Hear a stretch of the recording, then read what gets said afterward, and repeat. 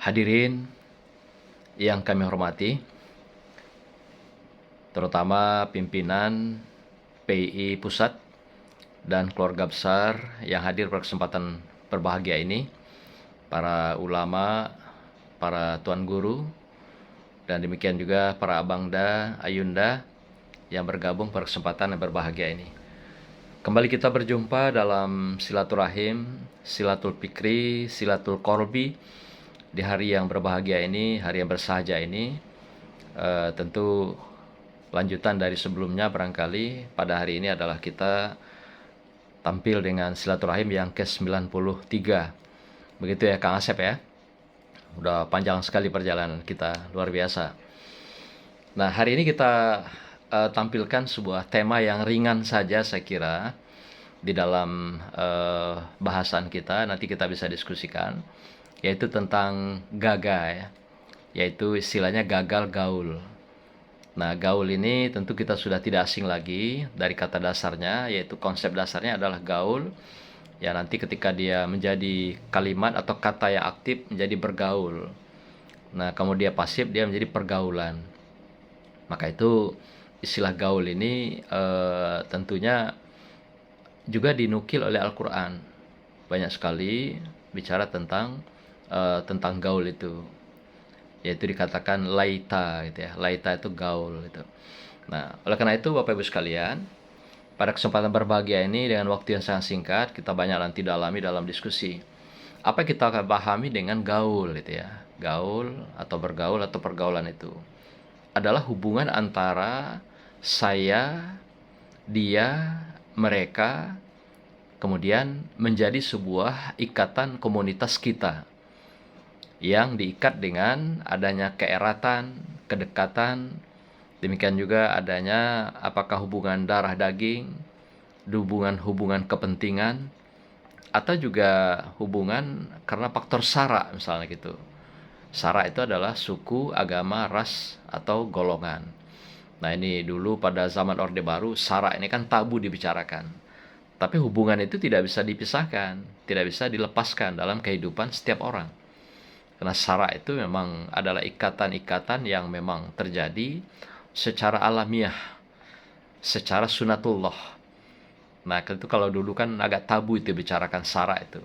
Tapi sekarang justru makin kuat hubungan-hubungan sara itu, suku, agama, ras, dan antar golongan. Sehingga ketika pengucapan salam, kita semua kadang-kadang mengucapkan semua agama. Jadi artinya mulai dari salam ala Islam sampai semua agama itu disebut semua di dalam sebuah pengucapan salam. Nah, ini menunjukkan bahwa hal-hal yang berkenaan dengan sara ini muncul ke permukaan, bahkan kita angkat menjadi sebuah kekuatan gitu. Yang berikutnya, yang kedua, kita perlu pahami di dalam kehidupan sosial kita, kita juga mengenal ada dua gaul ini atau pergaulan ini, yang kita kenal dengan Gemeinschaft dan Gesellschaft. Gemeinschaft itu adalah hubungan kekerabatan yang sangat dekat.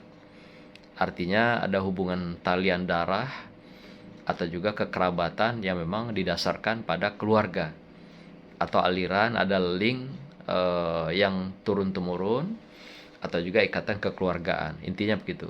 Sedangkan Gesellschaft adalah hubungan kekerabatan yang berangkat dari kedekatan. Berangkat dari adanya keeratan. Apakah kena hubungan kerja, hubungan bisnis, hubungan perjalanan, hubungan dalam sebuah komunitas, atau termasuk dalam hubungan di dalam sebuah organisasi ormas. Nah, malah kadang-kadang hubungan seperti ini bisa kadang-kadang lebih dekat daripada hubungan persaudaraan dengan pertalian darah. Nah, tapi tidak sedikit hubungan Gesellschaft ini yang juga kita kenal dalam hubungan politik. Artinya berangkat dari sebuah kepentingan. Nah, maka itu dalam politik itu tidak ada hubungan-hubungan atau perpecahan-perpecahan, perbedaan-perbedaan yang abadi. Ketika satu saat saling membutuhkan, maka konflik, perpecahan itu bisa hapus dengan sendirinya. Tapi ketika kepentingan berbeda, ya seketika itu juga konflik dalam pergaulan bisa muncul. Karena beda pandang, beda calon misalnya, beda partai, beda pilihan, itu tiba-tiba bisa menjadi sebuah konflik. Pergaulan yang begitu indah, yang akrab, bahkan kadang-kadang ada hubungan setali darah pun dengan hubungan kepentingan ini, dalam geselsap ini, orang bisa terpecah belah, bisa taparraku ya, taparruk. Artinya mereka tidak lagi bersatu dalam sebuah komunitas, sebuah kehidupan, keeratan, kedekatan. Nah, kenapa itu? Karena kepentingannya adalah hubungan-hubungan sosiologis yang bersifat kepentingan kelompok atau kepentingan tertentu. Nah, kemudian Bapak Ibu sekalian yang saya hormati, hari ini menurut Bertrand Russell, bahwa tidak sejengkal tanah pun di bumi dunia ini yang tidak disentuh oleh teknologi informasi. Apakah itu yang kita kenal dalam era globalisasi, pun begitu juga kita kenal dengan istilah era digitalisasi. Maka itu dia katakan tidak sejengkal tanah pun yang hari ini tidak disentuh oleh dunia teknologi informasi, utamanya yang berbasis digital. Artinya setiap orang dapat melakukan pergaulan dunia tanpa batas. Hubungan-hubungan yang sifatnya saling menguntungkan. Kalau istilah di barat itu adanya win-win solution, atau juga sifatnya seperti di timur, win-win dan win-win gitu. Artinya kalau di timur itu dia polanya adalah saling menang dan menang, atau istilahnya saling menghidupkan. Kalau di barat dia melakukan sistem hubungan kekerabatan pergaulannya itu adalah dengan cara saling menguntungkan. Ini beda antara dua kutub yang berbeda. Barat itu saling menguntungkan, kalau timur dia saling menghidupkan. Inilah yang dikembangkan kalau di timur itu seperti Cina, Jepang, Korea, dan sebagainya. Sehingga kalau mereka melihat saudaranya mulai kolaps, mulai jatuh, mulai tiarap, itu rame-rame dikeroyok, diberikan modal, sehingga mereka hidup kembali. Dan pola-pola ini juga di tempat kita berlangsung gitu. Pola pergaulan kekerabatan seperti ini, di mana sebuah lembaga, badan, atau kelompok yang sudah mau punah, mau kolaps, diberi lagi subsidi. Pada akhirnya mati beneran gitu ya, bukan malah tambah sehat. Ya karena orang-orangnya sudah mati gitu ya, tidak siap menghidupkan sebuah kelompok, usaha, atau juga perusahaan yang besar itu. Nah, kita lihat di Indonesia berapa banyak usaha-usaha kita yang akan mati, disubsidi lagi gitu kan, malah bukan tambah sehat, tapi malah tambah sakit, mempercepat kematian. Jadi inilah pola pertemanan, pergaulan yang dibangun dalam manajemen di dalam dunia timur. Bagaimana Al-Quran melihat dalam istilah pergaulan ini gitu? Kita temui dalam surah misalnya An-Nisa ayat 36. Ada kata yang kita ambil sebagai kata kunci di sana, yang kita kenal dengan sohibi pil jambi. Nah, sohibi pil jambi itu dia menunjukkan ada berapa pertemanan, hubungan yang ada di dalam kehidupan kita. Kayaknya konsep sosiologi tadi meniru dari sini gitu. Sohibi pil jambi itu artinya sahabat dekat dan jauh. Nah, sahabat dekat dikenal dengan gemensap tadi gitu. Sedangkan sahabat jauh itu adalah geselsap. Jadi sohibi pil jambi itu ada dua pertemanan, dua pergaulan yang muncul di dalam konsep ini gitu. Maka itu kata jambi di mana saya tinggal itu satu-satunya ada dalam Al-Quran gitu ya. Muncul di dalam konteks diksi jambi. Ternyata maknanya adalah sohibi pil jambi. Ya, adalah sahabat dekat dan atau teman bergaul yang dekat dan juga teman bergaul yang jauh. Mulai dari kerabat-kerabat pertalian darah, tetangga, nah bahkan juga kerabat-kerabat yang berada dalam kepentingan komunitas, kelompok atau organisasi. Yang tadi saya katakan, maka dalam hubungan pergaulan, kadang-kadang geselsap itu bisa malah melebihi saudara kita.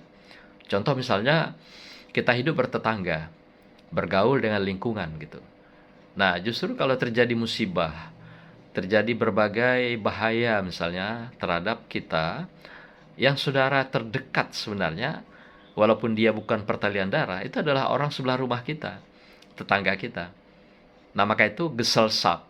Kalau dalam istilah sosiologi tadi, teman jauh sebenarnya, tidak ada pertalian darah, tapi dia dekat dengan kita, tetangga kita. Malah itu kadang-kadang lebih dekat dari keluarga kita yang punya pertalian darah. Nah, inilah indahnya Al-Quran mengatakan bahwa ada hubungan-hubungan yang eh, sangat dekat dengan pertalian darah kekeluargaan, itu dikenal dengan geselsap tadi, dan juga ada yang jauh, orang jauh tapi menjadi dekat, gitu kan. Nah, inilah kedekatan-kedekatan yang bisa dibangun, apakah sebuah kepentingan atau karena faktor tetangga atau juga faktor kebutuhan yang sama, dengan warna yang sama, tekad yang sama, visi misi yang sama, tujuan yang sama, walaupun dia berbeda, tidak ada pertalian darah, itu bisa menjadi sahabat kita yang kita bangun dalam sebuah pergaulan komunitas dengan lebih dekat, lebih baik. Bapak Ibu sekalian yang berbahagia, mengapa kita bergaul atau berteman? Nah, di dalam Al-Quran banyak sekali bercerita tentang kemengapaan kita harus bergaul itu. Antara lain misalnya kita dimuliakan oleh Allah Subhanahu wa taala sebagai umat terbaik. Kuntum khairu ummah. Nah, sebaik-sebaik ciptaan juga, laqad khalaqnal insana fi ahsani taqwim. Jadi sehingga kebaikan kita itu, kemuliaan kita itu harus kita bangun dalam sebuah existing dengan pergaulan. Karena kita bagaimanapun butuh penghargaan. Butuh kita itu juga dihormati. Butuh kita itu dimuliakan. Oleh siapa? Yang pertama adalah manusia. Selain tentu saja kita butuh dihormati oleh Allah Subhanahu wa taala dengan kemuliaan, dengan penghargaan sebagai umat terbaik itu. Allah sudah katakan kita umat terbaik. Allah sudah katakan kita diciptakan dengan sebaik-baik ciptaan. Nah, maka itu dengan sebuah pernyataan Allah ini, maka kita punya tanggung jawab menjaga, memelihara kebaikan kita sebagai umat, keindahan kebaikan kita dalam ciptaan Allah Subhanahu wa taala. Ini juga makna pergaulan yang kita lakukan. Jadi dengan bergaul kita menjaga segalanya, dengan bergaul kita memenuhi segala kebutuhan kita, dengan bergaul kita bisa saling mencapai tujuan dengan saling bersama secara berkolaborasi. Jadi bergaul itu kata lain juga adalah kita melakukan kolaborasi di dalam memenuhi kebutuhan hidup, yang mana kita juga sisi lain adalah makhluk yang memiliki kelemahan. Wa khuliqul insanu dhaif. Dan ciptakan manusia itu dalam keadaan yang lemah. Walaupun satu sisi sebenarnya dia diciptakan dalam sebaik-baik bentuk, sebaik-baik rupa. Nah, tetapi sisi lain ternyata juga Allah ciptakan kita dalam bentuk atau juga kelemahan-kelemahan yang juga tidak bisa kita ingkari dalam kehidupan kita. Apakah karena kelemahan nafsu kita yang menggerogoti kalau daripada garis perjuangan kita, kemanusiaan kita? Apakah kelemahan kita juga kadang-kadang akal kita bisa dikalahkan oleh nafsu kita, hati kita bisa dikuasai oleh nafsu kita? Ini membuat kita menjadi lemah dan juga menjadi jatuh karena kelemahan kita. Yang kedua, karena kita adalah kena fitrah. Jadi mengapa kita bergaul? Karena fitrah, kita diciptakan dalam keadaan fitrah. Maka itu fitrah yang diciptakan Allah ini terhadap manusia, terhadap kita adalah sama dengan atau sesuai dengan fitrahnya Allah. Maka itu kita harus jaga kefitrahan itu dengan juga memelihara sesamanya, juga dengan berkolaborasi dengan sesamanya, dengan kita saling berbagi, sharing dengan sesamanya, dengan caring dengan sesama. Ini menunjukkan juga kefitrahan kita itu akan kita jaga dengan existing. Jadi orang tidak bisa melepaskan dirinya dari komunitas, dari kelompok. Dengan dia berada di kelompok itu, dia existing dengan fitrahnya itu. Jadi orang yang melarikan diri dari kelompoknya, justru dia bukan fitrah. Malah bisa jadi dia akan mengalami berbagai stagnan, ketertinggalan, keterbelakangan. Jadi artinya dengan kita diciptakan sebaik-baiknya rupa dan juga keadaan kita, kita juga dibekali dengan potensi fitrah itu dalam keadaan suci. Di samping itu Allah berikan berbagai potensi, kapasitas di dalam hidup kita. Nah, potensi dan kapasitas yang diberikan Allah dalam diri kita yang fitrah itulah yang membuat kita betul-betul bisa lebih existing dalam kehidupan. Apa itu diantaranya diberikan Allah? Misalnya Allah berikan pikiran kita. Contoh dalam sebuah ayat katakan, wallahu akhrajakum min butuni ummahatikum la ta'lamuna syai'a. Nah, itu fitrah. wa ja'ala lakumus sam'a wal absara wal afidah la'allakum tashkurun. Nah, tapi Allah bekali apa?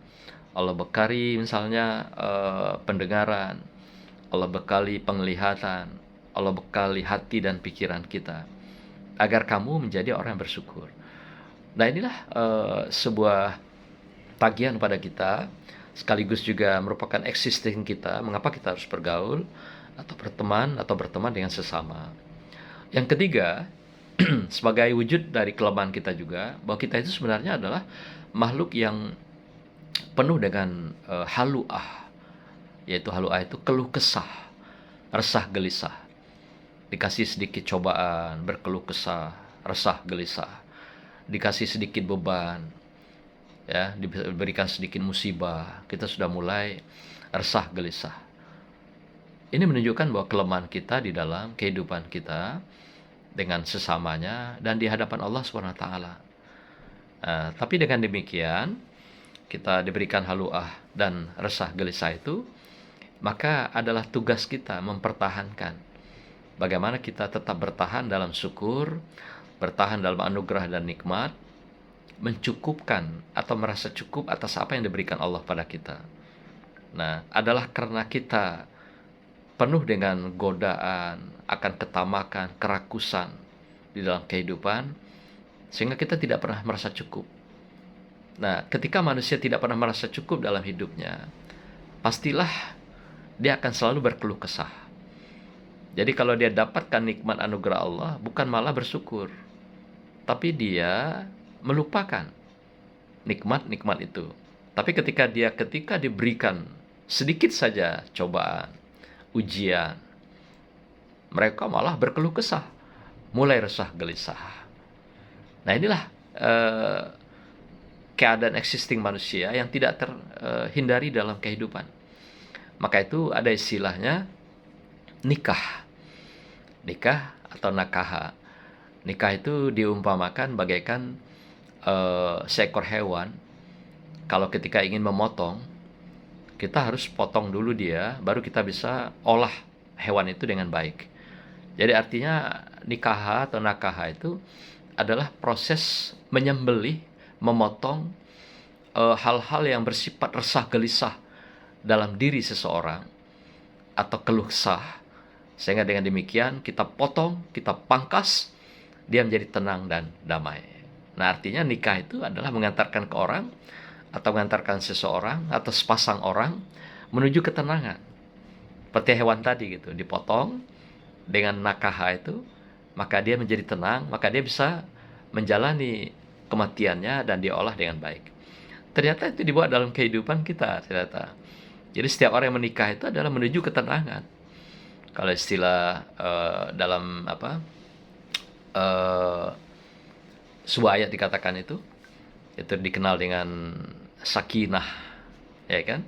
Dari nakaha itu, jadi ketenangan. Jadi orang akan merasakan tenang, diberikan oleh Allah limpahan sebuah anugerah dengan menikah.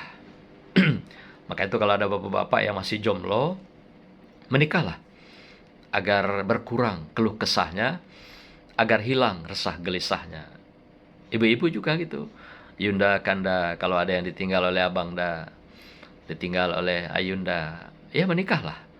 Karena itu sunatullah dan perintah Allah agar kamu memperoleh ketenangan itu.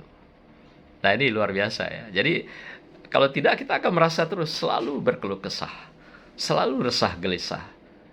Kadang-kadang resah gelisah itu pun datang tanpa sebab dalam kehidupan kita. Itu kenapa? Karena kita kesendirian.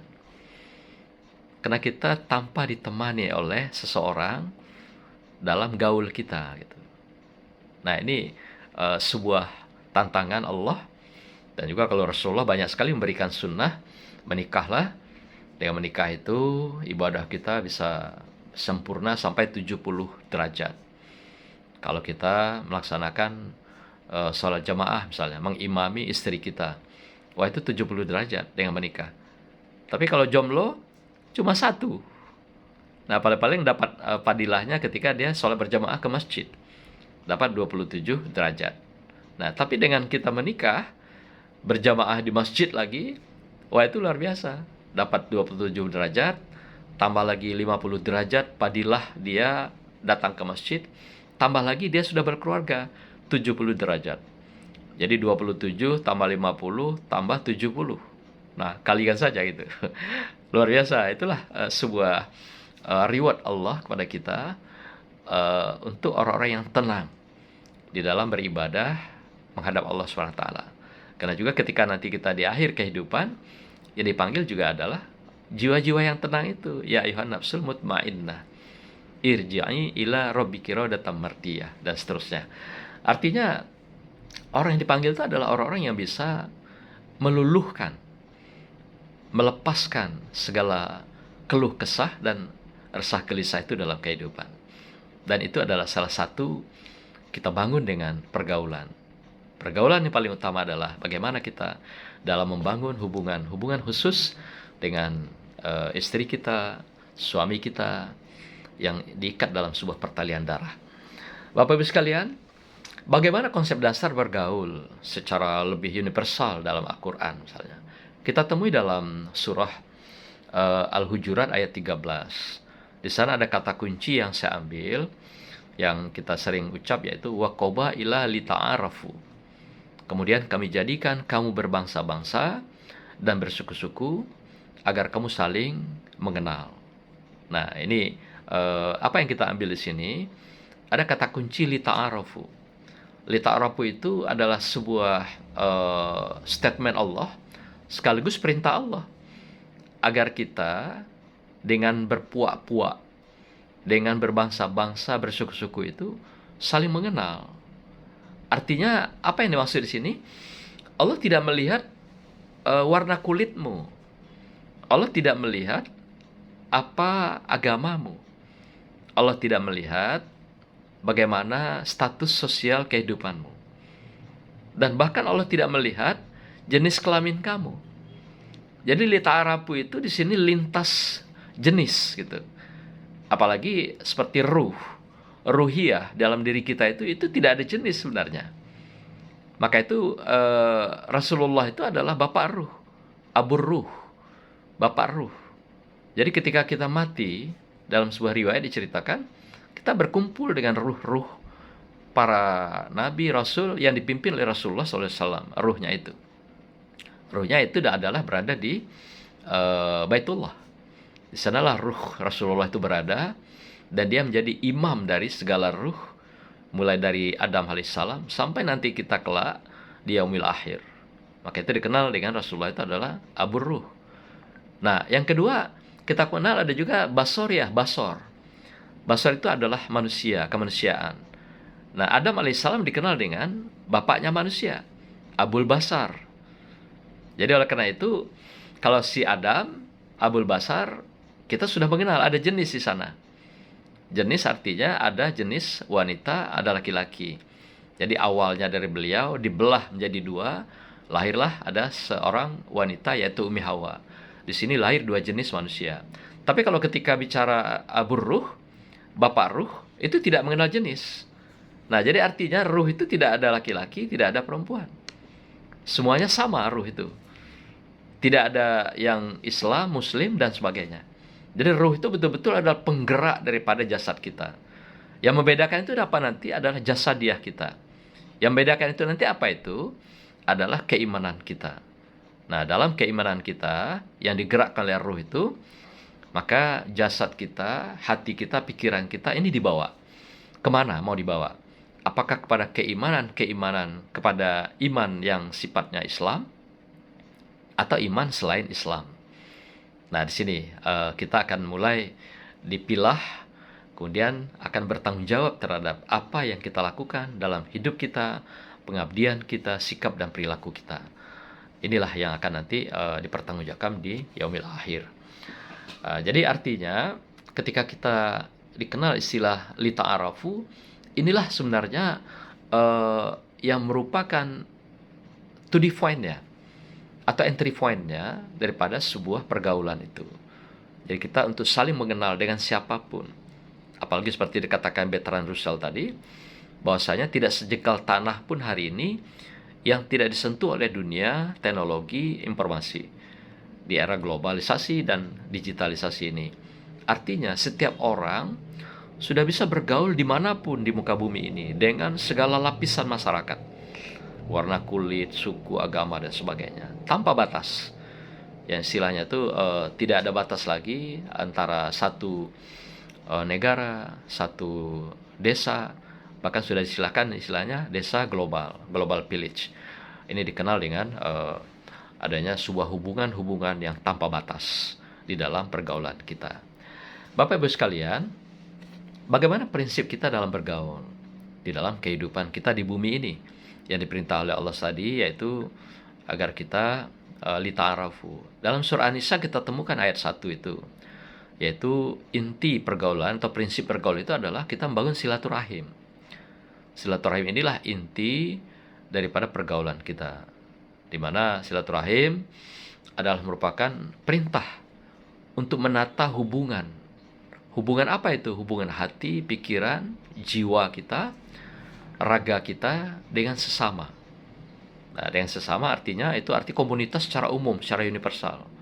Nah, kemudian ada lagi nanti sesama itu siapa lagi? Dengan tadi pertalian darah, atau juga pertemanan-pertemanan karena keakraban, atau karena faktor teman setia. Kalau istilah kemarin ya, yang heboh itu teman setia. Nah, tapi padahal itu adalah pemimpin sebenarnya. Yang kemarin itu yang dihebohkan. Nah, tapi di sini yang dimaksud silaturahim itu adalah silaturahim antar sesama, baik satu agama, satu iman, atau juga antar agama dan antar iman. Maka itu ada hubungan kita kenal dengan watoniyah misalnya gitu. Atau juga yang lebih luas, basoriyah. Nah, itu kan sudah lintas keimanan, lintas keagamaan, tapi sudah berdasarkan kepentingan bersama. Inilah yang diperintah Allah agar kita menjaga silaturahim itu. Yang kedua, dalam ayat ini kita diminta adalah saling tolong-menolong. Karena manusia ini adalah makhluk sosial, dia tidak bisa hidup secara individu, mengungkung diri, menutup diri dalam kehidupnya sendiri, atau di lingkungan sendiri. Tapi dia tidak bisa tanpa adanya sentuhan-sentuhan dari orang lain. Yang ketiga, dengan silaturahim dan hubungan-hubungan pergaulan ini akan menutupi kelemahan-kelemahan kita, kekurangan kita. Kalau kita lemah, misalnya katakan di bidang ekonomi, ada yang kaya akan bisa mengulurkan tangan. Kalau kita lemah di bidang keilmuan, ada yang kaya, yang mampu, yang bisa mengulurkan ilmu pengetahuan dan teknologi. Kalau kita lemah di bidang keimanan, ada yang bisa memberikan penguatan keimanan, ustadz kita, para ulama kita. Nah, inilah maksudnya mengapa Allah berikan kita kekuatan pergaulan itu. Karena dengan demikian kita bisa saling menutupi kelemahan kita. Dan yang paling utama, kata Rasulullah, bagaimana bergaul itu kita saling menutupi aib. Ini yang paling pokok. Saling menutupi aib saudara kita. Jadi jangan membuka aib-aib satu pun, sekecil apapun. Karena kalau dalam ayat ini kan banyak sekali diperintahkan kita menutup aib saudara kita ini. Karena ketika kita membuka aib mereka, sama dengan kita bagaikan memakan daging bangkai saudara kita tersebut. Nah, jangankan membuka aib, kita berghibah saja tidak boleh. Ghibah itu dalam yang kebaikan atau hal-hal yang sifat keburukan terkait dengan saudara atau sahabat kita. Nah, oleh karena itu, kalau saja ghibah saja tidak boleh, karena ghibah itu biasanya bermuara pada fitnah. Fitnah lebih jahat, lebih keji, lebih kejam dari kita melakukan pembunuhan. Nah, maka itu sama juga dengan aib. Ketika kita membuka aib orang lain, itu kan juga satu sisi di dalamnya ada ghibah. Bandingkan kalau aib itu sesuatu yang baik. Nah, kadang-kadang juga aib itu suatu hal yang jahat, yang buruk terkait dengan saudara kita. Maka itu Allah minta kita menutup aib saudara kita ini. Nah, itu salah satunya adalah dengan kita melakukan prinsip pergaulan tadi. Karena ada juga yang hobi kadang-kadang kalau tidak membuka aib saudaranya, tidak berghibah hal-hal yang negatif, tidak puas dalam kehidupan, tidak merasa senang dalam kehidupan. Ada juga karakter orang-orang seperti itu dalam pergaulan kita. Bapak Ibu sekalian, bagaimana Islam memandang tentang pergaulan itu atau gaul? Nah, Rasulullah mengungkapkan dalam sebuah hadis, yaitu diriwayatkan oleh Bukhari dan Muslim, bahwa pergaulan itu seumpama kita berada di dua kutub. Yaitu kutub yang pertama adalah seperti penjual minyak wangi, yang kedua adalah seperti pandai besi. Jadi ketika kita bergaul, itu kalau bergaulnya dengan penjual minyak wangi, sekalipun kita tidak membeli minyaknya, tapi ketika kita mendekati penjual minyak wangi ini, kita mendapat harumnya gitu. Istilahnya dapatkan syafaat dari minyak wangi yang dijual oleh penjual minyak wangi tersebut.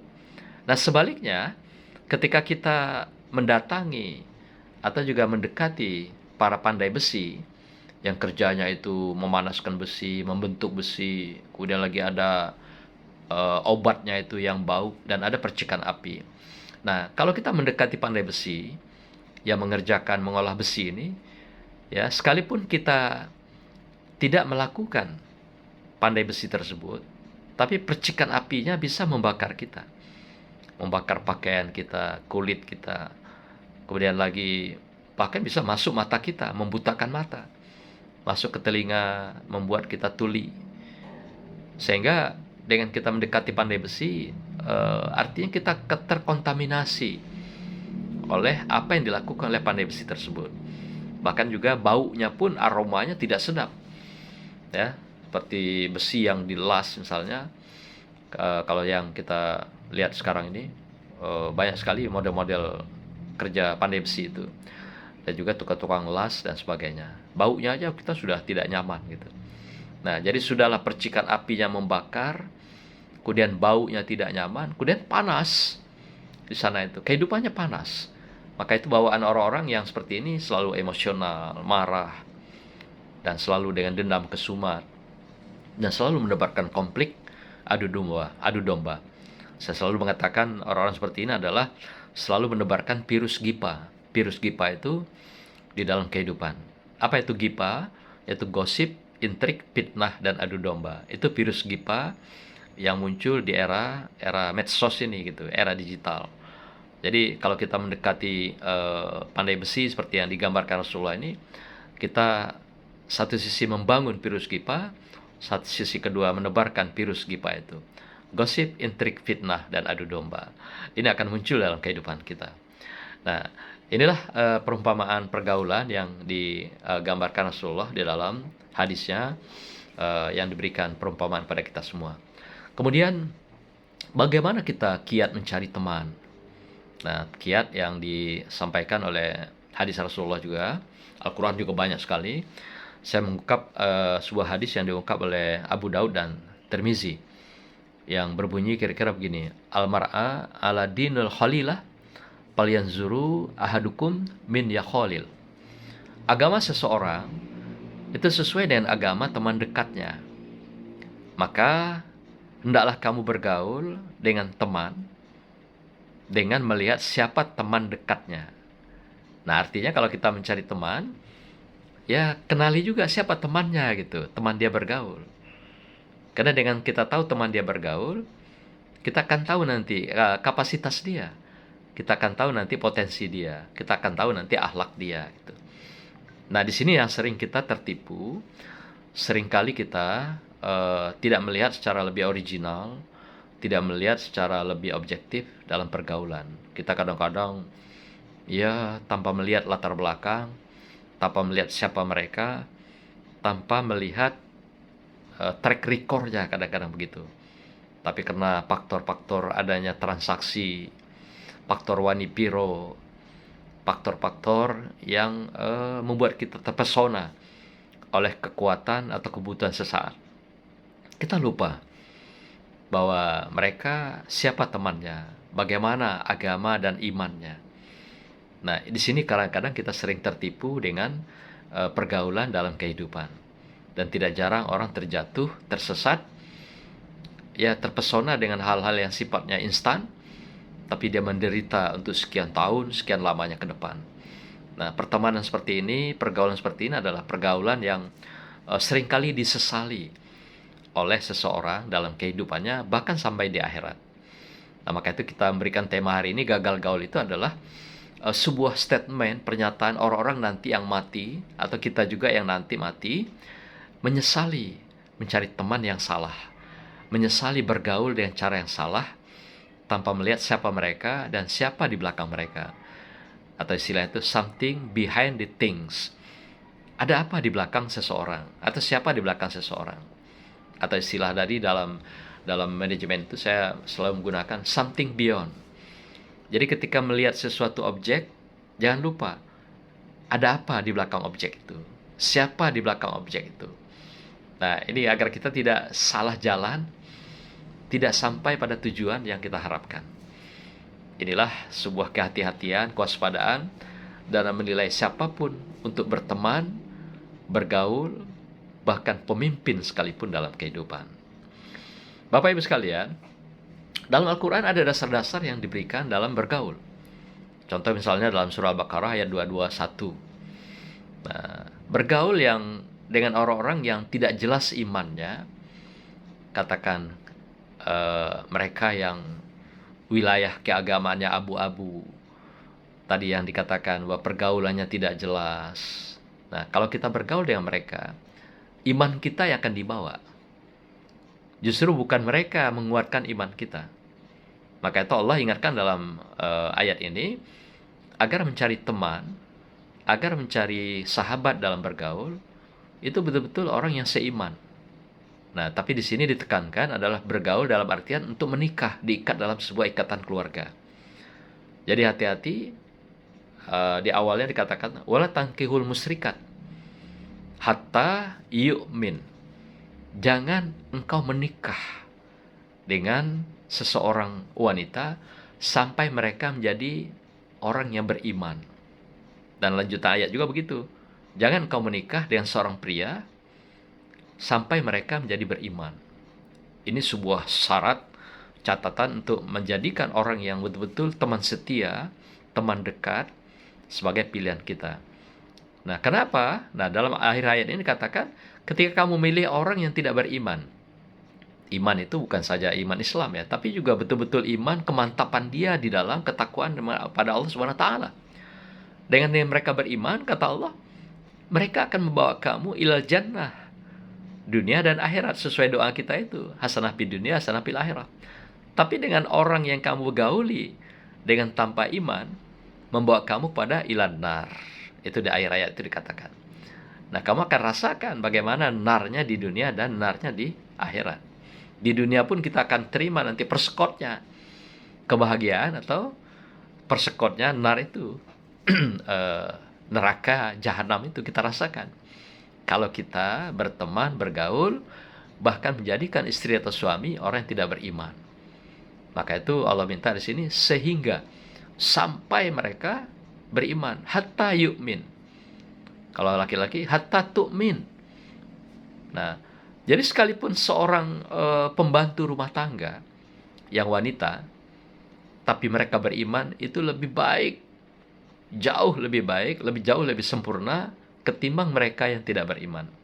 Sekalipun mereka seorang kuli kasar, itu jauh lebih baik. Walaupun dibandingkan dengan seorang konglomerat, tapi tidak beriman. Begitu Allah katakan dalam ayat ini, ingatkan kita semua. Hati-hati, waspada, anak kita, keluarga kita. Jagalah keimanannya. Yang kedua, dasar bergaul itu Allah minta adalah karena cinta. Cinta yang betul-betul cinta yang betul-betul ikhlas kita bangun. Nah, cinta ikhlas itu adalah cinta karena Allah. Dalam surah Al-Baqarah ayat 165 Allah ungkapkan di situ, allazina yu'minu asyaddu hubbalillah. Mereka yang beriman itu adalah orang yang betul-betul cintanya pada Allah. Jadi kalau dia memilih sesuatu, memilih pergaulan, teman, sahabat, teman setia, maka pastikan bahwa mereka semuanya adalah karena Allah. Asyaddu hubbalillah. Benar-benar karena kecintaan kepada Allah SWT. Jadi bukan hanya kita lihat dari aspek materialistiknya, bukan karena kecantikannya, walaupun itu menjadi kriteria kata Rasulullah, nasabnya, keturunannya, tapi kata Rasulullah yang terakhir karena keimanannya. Karena dengan iman itu akan mengantarkan kamu ke surga, dan dengan keimanan itu menjadikan kamu dalam rumah tangga yang bahagia, tenang dan damai, harmonis. Nah, maka itu Allah katakan, ketika kamu mencintai dunia, mencintai sesama, mencintai seseorang, ketika menjadi pilihan dalam hidupmu, pastikan karena adalah sebagai sebuah sikap karena asyaddu hubalillah. Karena itu adalah wujud betul-betul kecintaan kita kepada Allah. Jadi bukan karena cinta kepada dia, cinta pada materi dan jabatannya, tapi semua adalah cerminan cinta kita kepada Allah SWT. Asyaddu hubalillah, asyaddu hubban. Karena benar-benar cinta kita pada Allah terefleksikan kepada makhluk ciptaannya. Bapak Ibu sekalian, bagaimana kriteria teman bergaul ini? Waktu udah lewat ya Kang. Nanti kita lengkapi aja. Saya ingin ungkap saja, mereka yang gagal gaul itu menyesalnya bukan main ya. Sangat-sangat menyesal dalam kematiannya nanti. Dalam surah Al-Furqan ayat 27 sampai 29, Allah ungkapkan penyesalan-penyesalan mereka itu yang sudah mati karena salah gaul itu atau gagal dalam gaul itu. Apa diantaranya? 3 ayat itu. Ayat pertama, mereka menyesal mengapa tidak berteman dengan Rasulullah. Rasulullah sudah berikan informasi, sudah berikan dakwah, sudah berikan berbagai pesan-pesan tentang kebenaran, tentang keselamatan, tentang bagaimana mengelola dunia ini agar selamat dunia dan akhirat. Tapi mereka nggak mau dengar. Mereka tidak mau. Tetap saja mereka jadi orang-orang yang berpaling dari Rasulullah SAW. Sehingga mereka menyesal betul. Aduhai, mengapa aku dulu tidak bergaul dengan Rasulullah? Mengapa aku tidak mengikuti Rasulullah? Sekarang aku menyesal bahwa setelah diputar tayangkan video mereka, betapa menyesalnya mereka dengan kehidupan yang mereka pilih tidak bersama Rasulullah itu. Dan penyesalan itu dia lakukan, dia rasakan setelah kematian. Memang penyesalan selalu datang di belakang, bukan di depan gitu ya. Di depan kita selalu salah menilai. Dengan salah menilai sehingga timbul penyesalan yang tiada tara. Yang kedua, ayat 28 Quran surah Al-Furqan ini mengungkap penyesalan berteman dengan sipulan. Siapa itu sipulan? Adalah orang-orang yang menyeret mereka. Mereka yang zalim ditemani, mereka yang ingkar pada Allah, mereka yang fasik, mereka yang munafik. Ini menjadi teman-teman mereka. Sehingga dibawalah mereka ke dalam pesona dunia. Dengan narkoba, dengan mabuk-mabukan, dengan perzinahan, dengan perbuatan-perbuatan dunia hitam. Dan intinya mereka menjadi orang fasik yang menentang kekuasaan Allah, menentang perintah Allah. Itu orang-orang fasik. Allah saja berani dia tentang, apalagi manusia. Allah saja berani dia tipu. Tipu sana, tipu sini. Apalagi manusia. Allah saja berani dia ingkari. Ya, Allah saja berani dia ingkari dan dia hianati. Apalagi manusia. Nah, maka itu lagi-lagi dikatakan, hati-hati bergaul. Hati-hati memilih teman, hati-hati memilih pemimpin. Karena kamu dengan gagal gaul ini akan menyesal. Dengan pilihan-pilihan kamu yang digerus dalam kehidupan kezaliman, keingkaran, kefasikan dan kemunafikan. Yang ketiga ayat 29 Allah ingatkan, mereka menyesal karena sudah disesatkan, dijauhkan dari Al-Quran. Karena nanti kita ketika wafat, mulai dari alam kubur, Al-Quran akan memberikan syafaat kepada kita. Selain syafaat Rasulullah ketika kita di yaumil akhir, yaumil mahsyar. Tapi ketika di alam kubur ternyata Rasulullah mengingatkan, Al-Quran sudah memberikan syafaat pada kita. Tatkala mungkar nangkir nanti menyapa kita, Al-Quranlah menjadi teman setia kita. Maka itu bergaulah dengan Al-Quran, kata Allah. Dan mereka banyak sekali yang menyesal. Setelah kematian, mereka menyesal kok tidak dekat dengan Al-Quran. Mereka menyesal kok disesatkan oleh setan. Nah, kok mereka mau gitu. Mereka juga ikhlas dan rela. Nah, itu ketika diputar, ditayang semua, ya, ketika mereka nanti di alam kubur, di kematian itu, mereka baru menyesal bahwa betapa Al-Quran benar adanya. Betapa Al-Quran memberikan syafaat, akan dibangkitkan menjadi teman-teman setia kita, tergantung bacaan dan pemahaman kita di dalam kehidupan di dunia. Sehingga dia menjadi teman setia kita ketika kita jadikan dia teman bergaul yang benar ketika hidup di dunia. Bapak Ibu sekalian, sekiranya demikianlah pengantar kita untuk diskusi kita pada siang hari ini. Terakhir saya ingin sampaikan ada 3 kata kunci sebagai closing statement. Pertama, kita diingatkan Allah dalam surat Tahrim yang berbunyi, Tahrim ayat 6 ya, Ya ayyuhallazina amanu qu anfusakum wa ahlikum naro. Wahai orang-orang yang beriman, peliharalah dirimu dan keluargamu dari azab, dari kehidupan neraka, dunia maupun akhirat. Nah, artinya dari awal kita sudah diingatkan, jaga keluarga kita, saudara kita, diri kita dari gaul yang gagal ini, gaul yang tidak memberikan sebuah kemaslahatan, kebaikan, dan juga keselamatan dunia dan akhirat, atau kebahagiaan dunia dan akhirat. Yang kedua, jagalah kefitrahan kita. Karena Allah telah berikan amanah pada kita lahir dalam keadaan fitrah, yaitu kullu mauludin yuladu alal fitrah. Fa'abawahu yuhawidani aw yumajjisani aw yunasirani. Bahwasanya anak dilahirkan dalam keadaan fitrah. Orang tuanya lah yang merubah. Nah, di sini ada fa'abawahu. Para mufassirin mengatakan fa'abawahu itu satu sisi juga orang tua, keluarga, tapi juga lingkungan, termasuk media sosial. Maka itu perlu kontrol anak kita agar dia tidak larut, hanyut dalam gelombang media sosial yang setiap saat melibas kehidupan mereka. Terakhir, kita diingatkan bahwa setiap kita adalah punya tanggung jawab.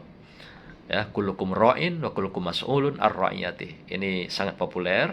Setiap kamu akan dimintai pertanggungjawabannya atas apa yang kamu pimpin, atas apa yang kamu guidance, atas apa yang kamu lakukan dalam pergaulan, atas apa yang kamu pilih seorang pemimpin.